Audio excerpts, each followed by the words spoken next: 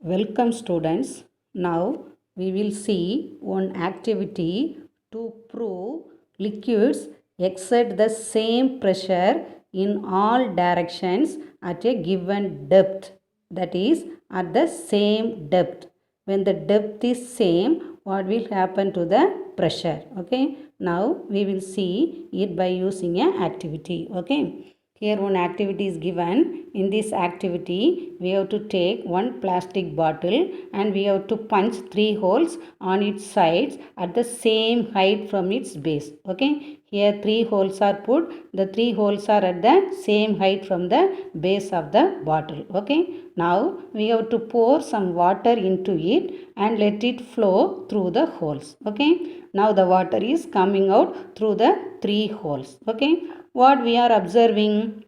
Water comes out from all the holes with the same force and falls on the ground at the same distance from the bottle. Okay. Here the 3 holes are at the same depth. That's why the water coming from the 3 holes are coming with same force and they are falling on the ground at the same height. Okay. From this activity, what we are concluding? We can conclude that liquids exert the same pressure in all direction at a given depth. That is, if the depth is same, pressure will be same. Okay.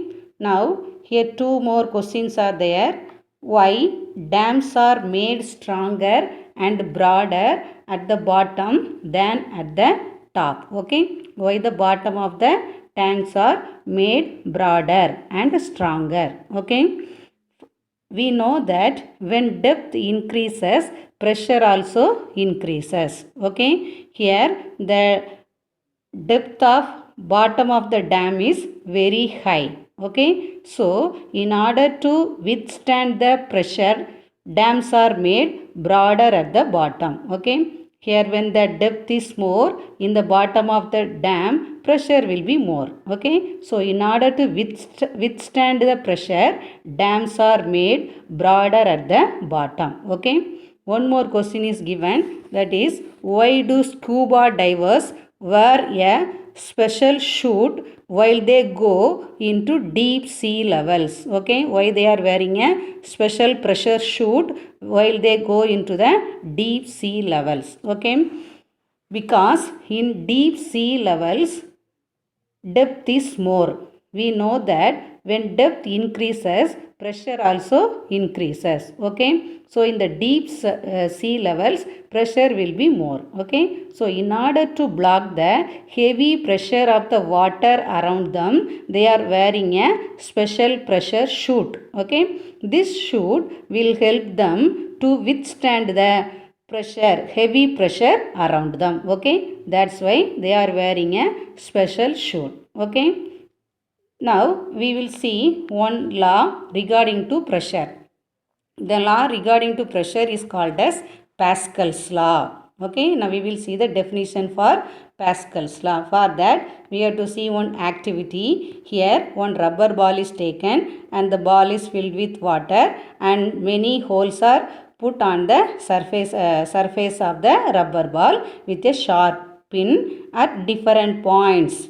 All around the ball we are putting many holes. Okay. Now we have to press the balloon anywhere.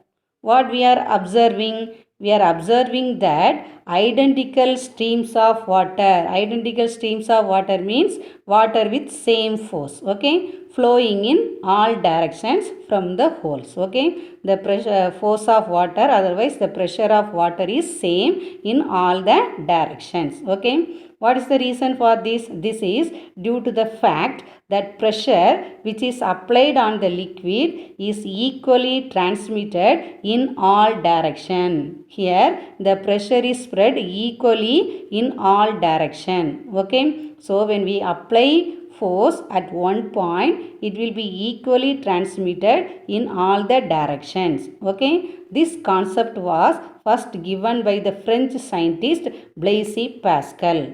Okay. Who gave this concept? French scientist Blaise Pascal. That's why this law is called as Pascal's law. Okay. So what is Pascal's law?